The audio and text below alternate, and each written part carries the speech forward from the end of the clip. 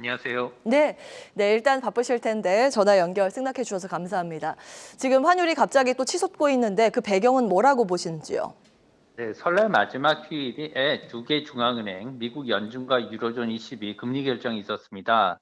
금리 결정 결과에 따라서 기본적으로 달러 강세, 유로화 약세의 두 가지 요인 때문에 상승한 것으로 이렇게 보이고요.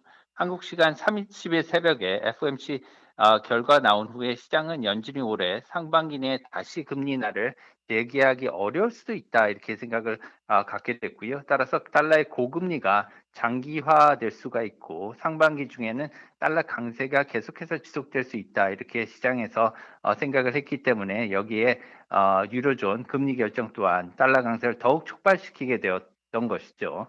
그래서 유로화는 특히나 그 달러와의 국제적인 상대 통화입니다. 그래서 이제 달러와 교환 비율이 매우 중요한 영향을 달러화 가치에 주는데요.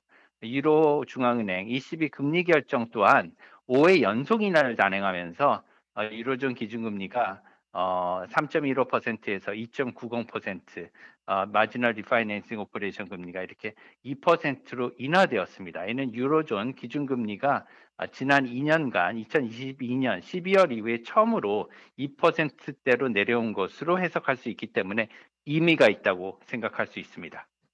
그러면은 원화의 약세보다는 달러 강세 영향이 크다고 보시는 것 같은데요. 우리 한국 시장에 어떤 영향을 주게 될까요? 네, 기본적으로 이것은 전부 다 외국 통화 간의 가치, 교환 가치 변동에 따른 그런 우리나라 원화에 대한 환율 변동을 인식할 수 있고요. 게다가 설날 연휴였기 때문에 서울 외환시장은 휴장이었습니다. 특히나 그 더욱 주의해야 될 점은 이번 같은 경우 유로화의 금리 인하가 이렇게 그 원화 가치의 하락을 촉발시킨 요인이 되었는데 유로화의 금리 인하가 아직 추세적으로 끝나지 않았던 데 더 큰 의미가 있습니다. 따라서 앞으로 최대 5번까지도 더 인하할 가능성이 제기되고 있는 상황이기 때문에 2월 25일 앞으로 다가올 한국은행의 금리 인하 여부가 최대 변수가 될 전망이고요. 지난번 12월 금리 동결이 지금 본다면 유로화의 이러한 금리 인하의 추세적인 인하는 예견이 되었기 때문에 지난번 12월 한국은행의 금리 동결 결정은 굉장히 잘한 것으로 이렇게 다시 해석해 볼 수가 있습니다. 네. 일단은 2월 한국은행의 결정과 3월 FOMC 점도표에 좀 달려 있는 것 같습니다. 인플레이션에 따라서 이제 FOMC 결과도 달라지기 때문에 그 부분 중점적으로 저희도 예의주시하면서 환율 체크해 보겠습니다. 변정규 미주은행 전무와 함께했습니다. 오늘 말씀 고맙습니다. 감사합니다. 네, 환율부터 긴급 점검해봤고요. 증시 전광판 확인을 해보셔야겠죠. 이 시각 현재 시장 상승과 하락을 주도하고 있는 종목별 움직임도 체크해 보겠습니다. 류홍민 캐스터가 전해드립니다.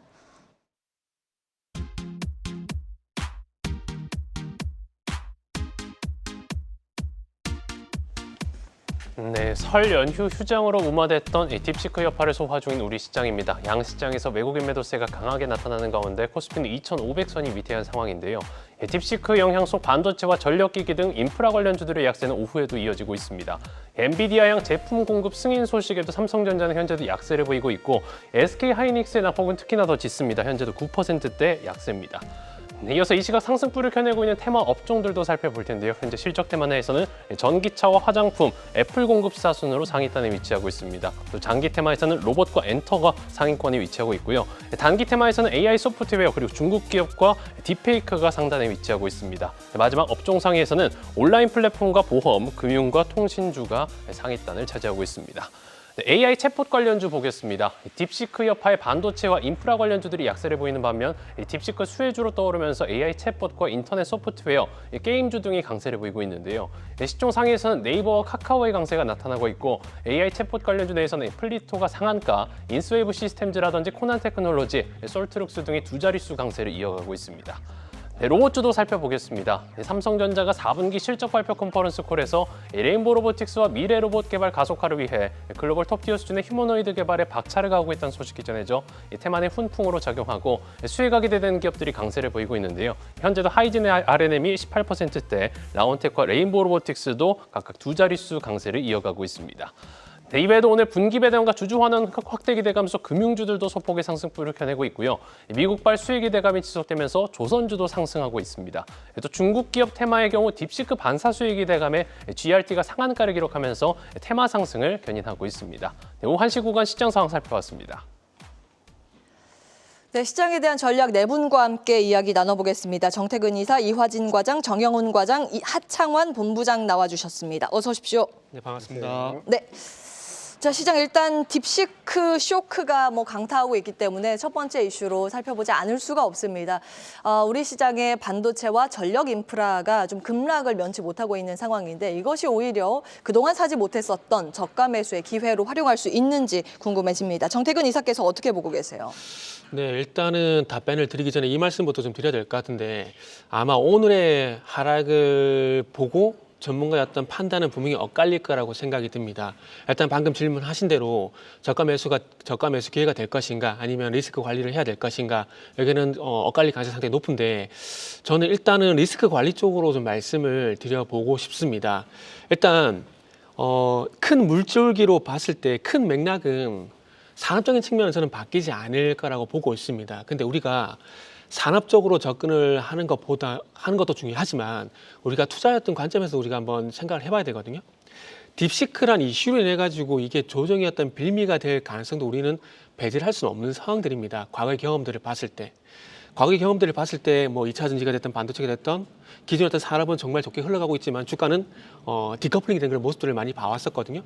그래서 그런 관점에서 보게 된다라면은 저는 개인적으로 이제 어찌 보면은 그런 리스크 관리가 좀 필요하지 않을까 생각을 좀 하고 있거든요. 일단은 빅테크들이 급락을 했습니다. 급락을 했는데 일단은 원인은 어쨌든 그동안에 미국 빅테크 기업들 같은 경우는 엄청난 규모의 어떤 AI 설비 투자 이런 부분을 통해서 고성능 AI 훈련을 시켜왔었고 그러다 보니까 고성능 반도체가 필요했었고요. 그리고 AI 훈련을 시키기 위해서도 데이터 센터가 필요하잖아요. 그러다 보니까 대량의 전력이 필요하고 그로 인해서 어떤 전력 소모가 필요하기 때문에 또 전력원이 필요하고 이런 연결고리가 있었거든요. 그래서 이런 연결고리가 지속이 될 것이라는 그런 분위기가 있었지만은 딥시크가 출현을 하게 되면서 방금 말씀드렸던 연결고리가 아닐 수도 있겠네라는 인식이 나올 수가 있다라는 거죠. 이런 인식은 결국 저 개인적으로는 투자 심리와 연결이 된다고 보고 있거든요. 산업과 무관하게 우리가 트레이딩 관점에서 사야 되냐 말아야 되냐 그런 관점을 봤을 때 투자 심리가 만약에 해소인이 되게 된다라면은 주가는 안 갈 수 있는 경우가 상당히 있거든요. 그렇기 때문에 글쎄요, 저는 냉정하게 산업적인 어떤 접근보다는 주식시장에 접근한 투자자 입장에서 어쨌든 이런 이슈가 나왔을 때 어떻게 해야 될 것인가에 대한 판단을 해보는 게 좋을 것 같습니다. 그러다 보니까 저는 개인적으로 투자의 관점에서 접근해보게 된다라면 투자 심리라는 관점에서 접근을 해보게 된다라면은 저는 일단 리스크 관리가 좀 필요하지 않을까 생각이 들고 오늘 오늘장 한마디에서 꼭 드리려고 했던 말씀인데 그것만 짧게 좀 말씀드릴게요. 참 신기하게도 달이 바뀌는 시점에서 하필이면 딥시크라는 악재가 출현을 했습니다. 그리고 제가 1월달 상승 같은 경우는 신인효과라는 말씀을 좀 많이 드려왔었는데 그 말씀을 드리면서 달이 바뀌게 되면서 분위기가 바뀌고 주도 섹터가 바뀐 경우가 있었다고 말씀드렸거든요. 그래서 그런 부분들을 작년에 어떻게 어떤 흐름들이 있었는지를 그걸 참고해서 이 5월달에도 어떻게 될 것인지에 대한 부분들을 한번 판단해보는 좀 기회가 됐으면 좋겠다는 말씀도 좀 덧붙이도록 하겠습니다. 산업이 성장을 한다고 하더라도 심리가 그것보다 더 크게 지배를 받기 때문에 투자 심리가 훼손된 현재 전력 인프라 쪽은 일단 거리 두기가 필요하다 이 말씀 주셨는데 그렇다면 역으로 질문드리겠습니다. 네. 지금이 아니고 나중에 투자 심리가 살아나고 그때도 마찬가지로 전력 인프라의 성장세가 가파르게 나온다. 그러니까 실적 이익의 상방이 계속 올라간다라고 본다면 그때 접근 가능하다고 보시는 거예요? 네, 질문하신 거에 대해서 네라고 말씀을 드릴 수밖에 없는 너무 당연한다면 예. 하셔가지고요. 그러니까 예. 달라진 게 없는 상황들 속에서 그러니까 산업적으로 봤을 때 달라진 부분은 없다라고 볼 수가 있습니다. 근데 그 구간들 속에서 투자 심리는 왔다 갔다 할 수 있는 부분들이 분명히 있거든요. 예. 그래서 그 부분을 우리가 경계를 하자라는 겁니다. 추후에라도 만약에 앵커님 말씀하신 대로 그런 부분이 회복이 되고 복귀가 된다라면은 제가 부정적으로 굳이 말씀드릴 필요가 없겠죠. 하지만 지금은 딥시크라는 예상치 못한 이슈가 발생이 되게 되면서 투자 심리가 좀 꺾인 부분들이 있기 때문에 그건 우리가 한번 경계를 할 필요가 있다라는 말씀을 드려보는 거죠. 예. 결국에는 투자 심리만 놓고 보면 되겠네요. 심리가 살아날 부분까지 조금 더 기다리는 전략 기억해 보겠습니다. 딥시크 쇼크로 인해서 타격을 받는 쪽 먼저 점검을 했고 오히려 이로 인해서 내러티브가 이쪽으로 이동을 하는 것인가라고 반응을 보이고 있는 쪽은 플랫폼 소프트웨어 쪽입니다. 아주 오랫동안 쉬었던 네카오의 상승이 이를 좀 반증시켜주고 있는 흐름이 아닐까 싶은데 이화진 과장께서는 어떻게 보고 계세요? 전체적으로 지금 AI 모델이 글로벌 시장에서 대략 한 16개 모델이 지금 나와 있는 걸로 알고 있습니다. 물론 최근에 뭐 바이트댄스나 아니면 이제 알리바마의 QN 2.5 등 최근에도 출시를 했었죠. 그러면 이제 물론 기존에는 사실 오픈 AI의 이제 챗 GPT가 시장의 점유율을 굉장히 크게 좀 차지를 하고 있었고, 물론 이제 이번 딥시크의 사태로 인해서 결국엔 기존에 가지고 있던 LLM 모델을 가지고 있는 기업들 같은 경우는 물론 그동안 이제 저비용에 대한 고효율 이런 시장에 대한 흐름들을 여러 업체들이 이제 AI 어플리케이션에 대한 적용 확대로 인해서 결국에는 우리도 어느 정도에 대한 수익을 올릴 수 있다라는 좀 희망찬 기대감도 저는 올라갈 수 있다라고 생각을 하고 있습니다.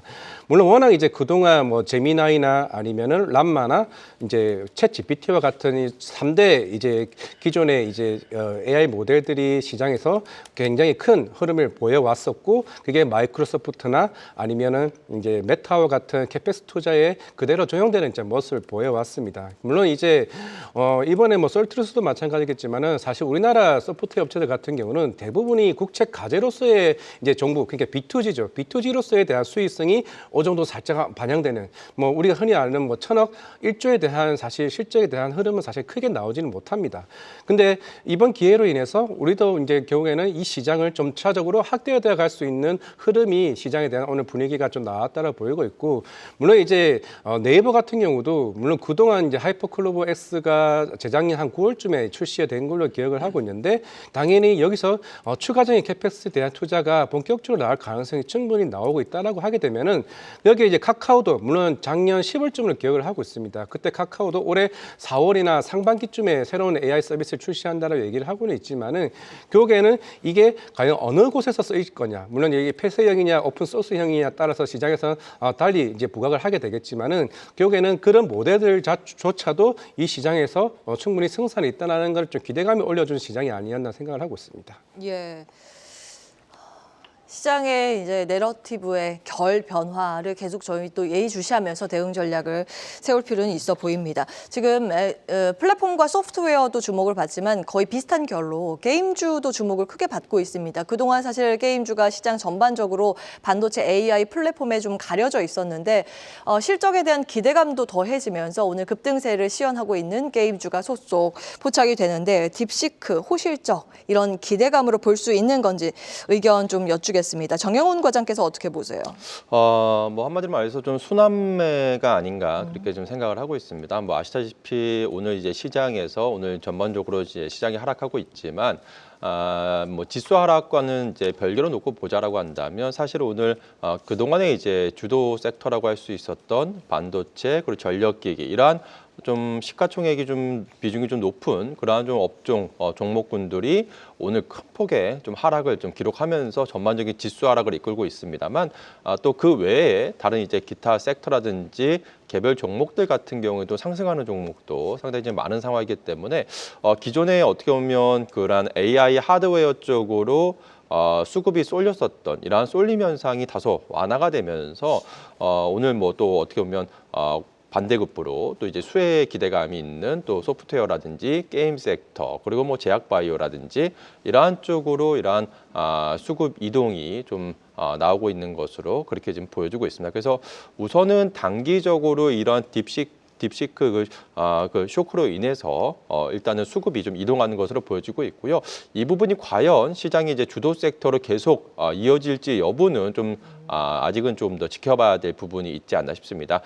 일단 뭐 게임주 같은 경우에도 현재 이제 시장에서의 기대감은 그동안에 이제 사실 이제 AI 같은 경우에도 결국 이제 게임과 접목하기 위해서는 상당히 좀 비용에 대한 그런 좀 부담이 굉장히 높았는데, 이러한 비용 부담이 좀 완화될 수 있을 것이라는 그런 좀 기대감이 좀 반영이 되면서 지금 오늘 이제 수급이 좀 몰리고 있습니다만, 이 부분은 사실 지금 시점에서 예단하기는 어려운 부분이고요. 또 딥시크 같은 경우에도 여러 여러 지금 논란이 아직 있는 상황이기 때문에 이 부분은 좀 지켜봐야 될 부분이 아닌가 그렇게 보여지고 있습니다. 다만 지금 실적 안정성 대비해서 그동안의 시장에서 좀 장기간 또 소외되었었다는 점, 그리고 뭐 그중에서 특히나 오늘 뭐 NHN 같은 경우에도 잘 아시다시피 작년에 이런 TMF 사태로 인해서 주가가 또 크게 또 하락한 이후에 지금 이제 재차 시장에서 다시 한번 좀 주목을 받고 있다는 점에서 보자라고 한다면 당분간 주가 상승 흐름은 좀 이어질 가능성이 높지 않을까 그렇게 보여주고 있고요. 우선 투자자 입장에서는 과연 이제 하드웨어, 그러니까 AI 하드웨어에서 결국엔 AI 테마는 계속해서 이어질 수밖에 없는 그런 좀 부분인데, 과연 이제 시장의 관심이 하드웨어에서 이제 소프트웨어로 옮겨가는지, 우선 오늘 하루만 놓고 봤을 때는 그러한 움직임이 포착이 됐는데 다음 주에도 이러한 움직임이 이어질지 여부는 조금 더 지켜봐야 되지 않을까 그렇게 보고 있습니다. AI 저비용으로 인해서 비용 절감의 수혜를 볼 수 있을 것이다. 소프트웨어와 게임주 살펴보고 있습니다. 게임주는 지금 세모 의견 주셨기 때문에 중립 의견으로 놓고 흐름 체크해 보도록 하고요. 그다음에 로봇도 오늘 크게 주목을 받고 있습니다. 조금 범위를 넓히면 자동차 부품까지 같이 묶어볼 수 있는데 뭐 삼성전자 컨퍼런스 콜 때 로봇에 대한 투자 언급도 있습니다만 지금 방향성 자체가 로봇 산업의 증가 추세이지 않습니까? 산업의 성장 이런 쪽으로 좀 본다면 여전히 투자의 기회가 남아있는 것인지 하창환 본부장의 의견 듣도록 하겠습니다. 네, 뭐 일단 결과적으로 말씀드리면 투자에 대한 뭐 이런 포인트는 확실하게 있다라고 보여지고요. 다만 이제 우리나라가 가지고 있는 단점 중에 하나인 실적 부분과 이제 기술력 부분에서는 해결해야 될 문제들은 여전히 있다라고 보시면 될 것 같습니다. 따라서 일단은 뭐 대기업 중심에서의 뒷배가 있는 기업들, 뭐 대표적으로 오늘 레인보우 로보틱스가 삼성전자 콘콜로 인해서 급등을 하는 것처럼 이런 이슈가 있는 쪽으로 접근을 해보시는 게 좋을 것 같고요. 또 이제 최근에 로봇에 따른 자동화가 계속적으로 좀 이슈가 되고 있는 상황입니다. 이거는 앞으로 가속화가 될 것 같고요. 저는 AI에서 최종적으로 활용할 수 있는 건 다 기기들에 넣는 건데 거기에서 끝판왕은 저는 이 휴머노이드 로봇이라고 생각을 합니다. 그래서 이 방향성으로는 계속적인 노이즈가 발생할 거라고 보고 있기 때문에 뭐 이슈적으로는 계속적으로 확장이 된다라고 보시면 될 것 같고, 우리나라 쪽에서의 뭐 휴머노이드도 그렇지만 지금 개발에 대한 굉장히 좀 강력한 모멘텀들을 만들어내고 있죠, 대기업들이. 근데 해외에서의 이미 움직임을 보시면 뭐 중국 기업들도 사실 뭐 이 길거리에서 잘 걸어다니는 휴머노이드 로봇이 유튜브 영상으로도 많이 제작이 되어 있는 상황이고, 뭐 테슬라의 옵티머스라든지 뭐 기타 다른 나라는 말할 필요도 없이 휴머노이드가 굉장히 좀 빠르게 늘어나고 있고 다들 이제 공장 자동화 부분으로 넣어가려고 하고 있는 상황입니다. 그래서 이건 인건비를 확실히 좀 떨어뜨릴 수 있는 부분이고, 또 머신러닝을 기반으로 해서 이제 데이터 학습을 통한 업무 효율성을 좀 극대화시킬 수 있는 부분이기 때문에 뭐 날이 가면 갈수록 사실 로봇주들에 대한 관심도는 높아질 수밖에 없지 않을까 이렇게 생각을 하고 있습니다. 예, 로봇의 긍정평가였고 오늘장 유망주에서는 두 분이 로봇주를 가지고 오셨습니다. 종목 힌트는 잠시 후에 체크받도록 하겠습니다. 자, 이 시각 현재 외국인과 기관들은 이 와중에 어떤 종목을 사고 있을지 체크해 보셔야겠죠. 수급 특징주 확인해 보겠습니다. 권미정 캐스터가 전해드립니다.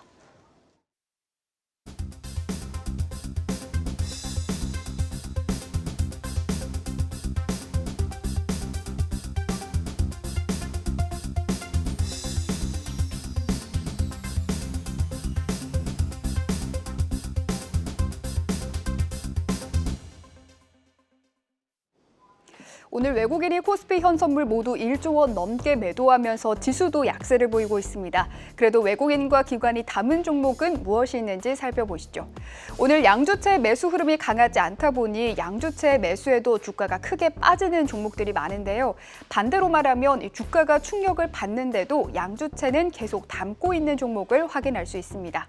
우선 양주체가 담으면서 주가도 강세를 보이는 종목은 네이버가 있겠습니다. 양주체가 모두 매수했는데요.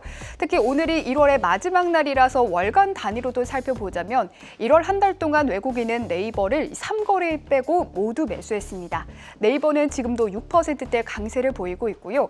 또 신한지주는 오늘은 외국인 순매수 상회에 담겨 있지만 1월 내내 기관이 많이 담았습니다. 기관은 신한지주를 1월에 2거래일 빼고 모두 매수했고요. 주가도 한 달간 6%가량 상승했습니다. 오늘 주가는 빠지고 있지만 외국인과 기관이 담고 있는 종목들이 있습니다. 한미 반도체, 삼성전자, SK하이닉스 그리고 HD 현대일렉트릭까지 담았는데요. 특히 기관이 급락하고 있는 AI 하드웨어 종목들 삼성전자, SK하이닉스, HD현대일렉트릭 기관이 많이 담고 있습니다. 지금 HD현대일렉트릭의 주가는 9%대 하락으로 장중 저점대를 가리키고 있습니다. 코스닥도 살펴보시죠. 반도체가 빠지니 바이오로 관심이 옮겨가는 걸까요? 오늘 코스닥 순매수 상위에 바이오주들이 상당히 많이 보이고 있고요. 또 AI 소프트웨어 기업들의 매수도 특징적입니다. 우선 외국인과 기관의 동반 매수하는 종목들, 이 삼천당 제약 그리고 레인보우 로보틱스 담았고요. 그리고 AI 소프트웨어 기업들도 담았습니다. 삼천당 제약은 지난주 개인과 기관의 순매도 1위를 차지했었는데요. 이 흐름이 무색하게 오늘 양주체가 코스닥에서 가장 많이 남았고요. 오늘 컨퍼런스 콜에서 삼성전자가 휴머노이드 로봇을 함께 개발하겠다 밝힌 레인보우 로보틱스도 동반 매수가 들어오고 있습니다. 특히 삼성전자 컨퍼런스 콜에서 관련 내용이 보도된 11시 이후에 급격하게 주가가 급등했는데요. 현재도 18%대 상승하면서 52주 신고가를 경신하고 있습니다. AI 소프트웨어 종목으로 코스피에서 네이버와 카카오를 담았다면 코스닥에서는 솔트룩스 그리고 마음 AI를 담았고요. 코스닥에서는 DIT를 담았습니다. 코스피에서 한미 반도체를 담았다면 코스닥에선 DIT를 담았습니다. 이 DIT도 기관이 1월 동안 2거래일을 제외하고 모두 담았던 종목인데요. 오늘 주가가 6%대 급락함에도 불구하고 기관은 오늘도 담았습니다. 지금까지 수급 특징주 전해드렸습니다. 네, 첫 번째 수급 특징주 삼성전자 보겠습니다. 지금 외국계의 매도와 매수가 굉장히 치열하게 엇갈리고 있는데 일단 오늘 세부 실적 발표를 했죠. 무지됐다는 거 다 알고 있었고 이제 향후에 실적에 대한 이제 관심이 좀 집중되고 있습니다. 뭐 컨퍼런스 콜 때 내용 주목받는 거는 크게 없더라고요. 근데 삼성전자에 대해서 우리가 어떻게 봐야 하는 건지 집중 점검 받겠습니다. 정태근 이사께서 분석해 주시겠습니까? 네. 일단은 삼성전자 같은 경우에 결론부터 좀 말씀을 드릴게요. 일단은 뭐 기존에 갖고 계신 분들 같은 경우에는 일단 조금만 더 인내를 좀 하셔야 될 것 같습니다. 일단은 바닥에 대한 추가적인 확인을 좀 해야 될 것 같고요. 추가적인 바닥에 대한 어떤 확인이 필요하다 보니까 신규 매수 생각하시는 분들 같은 경우 조금 더 시간을 두고 일단은 매수를 하시는 게 좋지 않을까라는 말씀을 드려야 될 것 같아요. 소위 말하는 악재 같은 경우에는 삼성전자가 전반적으로 이제 반영이 됐을 가능성이 상당히 높게 평가가 나오고 있습니다. 그런 부분들 때문에 아마 10월 달부터 5만 원대를 좀 지켜주는 것이 아닌가 좀 생각을 하고 있거든요. 근데 이거를 뒤집어 봤을 때 그러면 더 이상 나올 악재가 없기 때문에 5만 원을 지지해 준다라면은 그러면 5만 원을 벗어날 만한 어떤 상승을 가면 촉매제가 있어야 되는데 제가 봤을 때는 아직까지 그런 부분 좀 부족하지 않나라고 생각이 듭니다. 그러다 보니까 신규 매수 같은 경우는 조금 더 시간을 두자라는 말씀 좀 드려보고 싶은데 이유는 다들 잘 알고 계실 겁니다. 뭐 실적은 뭐 내용이 다 나왔기 때문에 뭐 논의로 할게요. 어차피 반도체 부분 같은 경우도 예상치보다 낮은 눈높이도 미달을 했고 2분기 두 개 분기 연속 계속 이제 전분기 대비 부진한 실적을 보여주고 있는 상황들인데 그 원인이 뭘까요? 하이닉스 대비 이제 고가 디램, 그러니까 지금 최근에 이게 나오는 1B 디램이라든지 1C 디램이라든지 만약에 수율이 나오게 되고 우리가 생각했던 대로 정상적으로 엔비디아 납품이 됐다라면은 아마 삼성전자 이런 논란이 있을까라는 부분들을 한번 생각해봐야 되거든요. 오늘 HBM3 8단 공급한 거는 저 개인적으로는 큰 의미가 없다라고 생각을 하고 있습니다. 왜냐하면은 경쟁업체인 하이닉스는 이미 12단을 공급을 하고 있고 이제 올해 연초에 16단을 공급한다는 얘기가 있고 6월 달이 되게 되면 HBM4를 이제 샘플을 공개하게 되면서 고객사로 납품한다는 얘기가 하반기에 납품 얘기가 있거든요. 누가 보다 하이닉스가 앞서 나가고 있는 상황이지 않습니까? 이런 앞서 나가고 있는 상황들 속에서 삼성전자 HBM3 8단을 공급하는 게 큰 의미가 있을까라는 생각이 좀 들거든요. 만약에 뭐 삼성전자가 HBM4E를 먼저 하이닉스 대비 공급하게 된다. 그러면 또 얘기가 달라지겠죠. 하지만 현재 삼성전자는 하이닉스에 상당히 뒤쳐져 있다는 부분들. 그러니까 우리가 그래도 지금까지 말씀했던 삼성전자 했던 것들은 뭐 때문에 그럴까요? 1등 프리미엄 이게 있었기 때문에 그동안 삼성전자 얘기했는데 그 부분이 많이 부족하다라는 거죠. 거기다가 투자 심리에 영향을 줄 만한 요인이기도 한데 젠슨왕이 그동안 립서비스를 계속 해주다가 이번에 또 부정적인 얘기를 했지 않습니까? 그만큼 삼성전자의 어떤 대외적인 인지도는 물론 젠슨왕의 어떤 말 한마디에 판단하기 좀 힘들지만은 어쨌든 우리가 바라보는 건 어쨌든 엔비디아만 바라보고 있잖아요. 삼성전자가 HBM을 다른 공급을 못하고 있는 게 아닌 겁니다. 엔비디아만 공급을 못하고 있어요. 근데 그쪽에 고가가 들어가다 보니까 거기에 집중을 하고 있는데 거기에 어쨌든 수장인 엔비디아의 젠슨왕 이 길을 휘둘릴 수밖에 없다는 것들이죠. 그래서 이런 분위기가 바뀌기 전까지는 아마 반등 포인트가 좀 쉽지 않을까라 생각을 하고 있습니다. 그러다 보니까 서두에 말씀을 드린 대로 그 5만 원 부분에서 바닥을 좀 다지겠지만 상승을 가면 천문에서 좀 부족하기 때문에 조금 느긋하게 보셔야 된다라고 말씀드렸다라고 이해를 하시면 될 것 같습니다. 예. 지금 이제 삼성전자에 대해서도 신중해야 한다라는 목소리가 조금씩 높아지고 있습니다. 주가 상황은 그렇습니다. 그러나 이제 수급 상황 들여다보면서 흐름들 저희도 계속 추적하도록 하겠습니다. 삼성전자가 한 1분기 정도 엔비디아 납품할 것이다라고 속보가 지금 뜨고 있는 상황인데요. 1분기 말이라고 하면 3월 가능성이 높아지는 거겠죠. 그 즈음에서 다시 한번 들어오는 소식들 정리해서 보도해 드리겠습니다. 삼성전자였고 다음 코스닥 순매수 상위는 삼천당 제약입니다. 외국인들이 사는데 외국인이 좋아하는 두 가지 다 하고 있는 기업이죠. 바이오 시밀러, 비만 치료제. 딥시크 쇼크가 있었을 때 우리가 쉬는 동안 미 증시에서 GLP-1 계열의 비만 치료제 기업들은 오히려 주가가 탄탄하게 올라줬습니다. 그런 영향을 받아서 우리 시장에서도 비만 치료제 일부 기업이 강한데 이화진 과장께서는 의견 어떻게 해주시겠습니까? 네, 작년 아마 3분기 실적부터 노보노디스크나 일라릴리의 컨퍼런스 콜을 들어보게 되면 기존에 이제 1세대 이제 비만 치료제보다는 향후에 업그레이드된 장기 지속형 플랫폼이나 아니면 삼천당 제약처럼 주사제를 이제 기존의 경구형 치료제로 전환시켜줄 수 있는 에스페스 플랫폼에 대한 기대감, 이게 계속 이제 시장의 기대감이 계속 부각되는 거고, 물론 우리나라도 신약 파이프라인에서 향후에 2세대 이제 비만 치료제를 준비하는 이제 업체도 굉장히 좀 많다고 생각을 하고 있습니다. 하지만은 첫 번째로 이제 경구형이나 이런 장기 지속형 플랫폼 업체들이 계속 꾸준히 올해 상반기까지 지속될 것으로 보이고 있고, 물론 삼천당 제약도 물론 이제 노보노디스크와 이제 어느 정도 연관된 부분도 있는 상황이긴 하겠지만은 그만큼 에스페스 플랫폼이 시장에서 얼마만큼 이제 부각되느냐에 따라서 주가는 랠리를 좀 보일 수 있다는 생각을 하고 있는데, 물론 이제 작년에 23만 원까지 갔던 가격대는 이제 그 당시는 아일리아 이제 시밀러입니다. 그때 이제 유럽 한 여러 다섯 국가들과 독점 공급 계약을 맺으면서 시장의 기대감을 굉장히 높여왔던 거고, 이제 그게 올해 하반기 같은 경우는 이제 북미 쪽에 대한 아일리아 시밀러의 판매, 그러니까 판매에 대한 매출에 따른 시장의 기대감이 복합적으로 좀 나오지 않을까 생각을 하고 있습니다. 올해는 특히 제약바이오 업체들 같은 경우는 바이오 시밀러, 특히 검증의 해라고 좀 말씀을 드렸습니다. 그건 셀트리온도 마찬가지고 삼성 바이오 에피스도 마찬가지입니다. 그 측면에서 일단 삼천당 제약이 얼마만큼 매출에 따른 밸류에이션 릴레이팅이 가능하냐에 따라서 여부가 제가 볼 때 전고점에 대한 돌파도 충분히 가능하지 않을까 좀 생각하고 있습니다. 예, 긍정적인 평가 삼천당 제약 체크해봤습니다.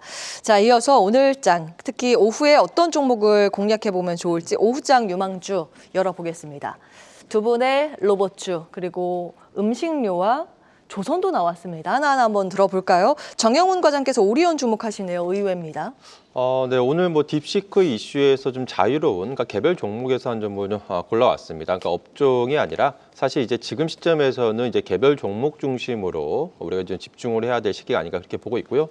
미국 증시에서도 보게 되면 사실 이제 AI 관련한 빅테크의 주가 하락과 더불어서 오히려 그동안에 이제 소외됐었던 이런 개별주, 개별 종목들이 상당히 좀 강세 흐름을 띠는 모습이 나타났기 때문에 국내 증시에서도 이러한 종목별 좀 차별화 장세가 나타날 것으로 보여지고 있고요. 또한 이제 본격적인 이제 어닝 시즌이 지금 개막한 상황이기 때문에 오리온 같은 경우에 이번 이제 4분기 이제 실적 모멘텀이 좀 부각이 될 수 있는 시점이 아닌가 그렇게 보고 있습니다. 지난 이제 10월부터 이제 중국과 베트남에서 본격적인 이제 턴어라운드와 또 이제 외형 성장세가 확인이 됐기 때문에 이제 이번 4분기 실적에 대한 좀 기대감이 계속해서 좀 높아질 것으로 보여지고 있고요.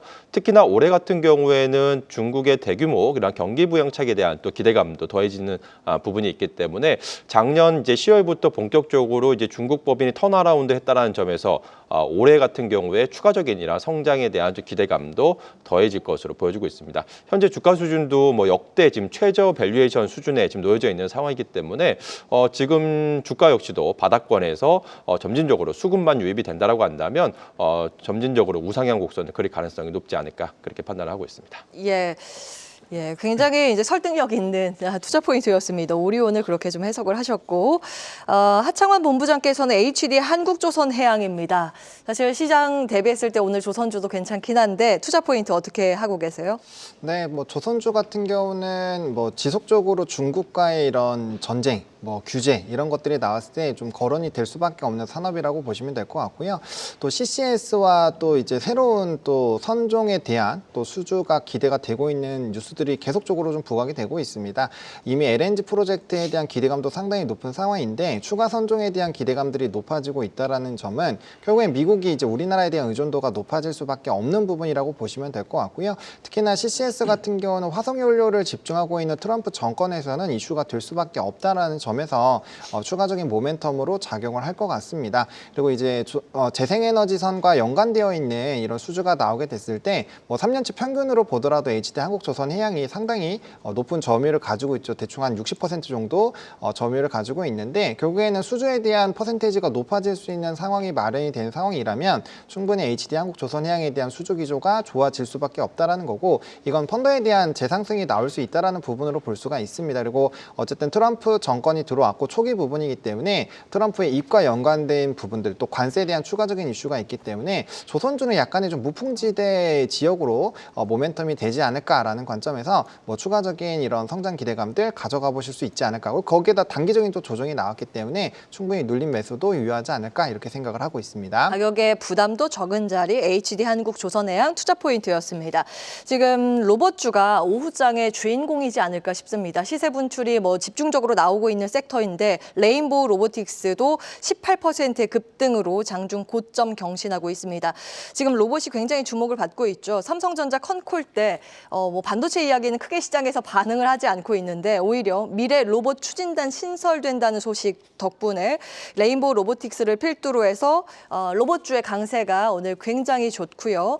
지금 뭐 하이젠 R&M도 20%의 급등이고 SPG 등의 종목도 7%의 강세입니다. 오늘 오후장 유망주로 정태근 이사께서는 인탑스 꼽아주셨고 이화진 과장께서는 유일 로보틱스 꼽아주셨습니다. 종목에 대한 포인트도 기억을 해주시죠. 네 분과는 여기에서 인사드리겠습니다. 오늘 말씀 고맙습니다. 네, 감사합니다.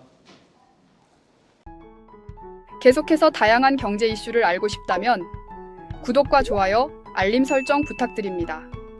AI 캐스터 권미정이었습니다.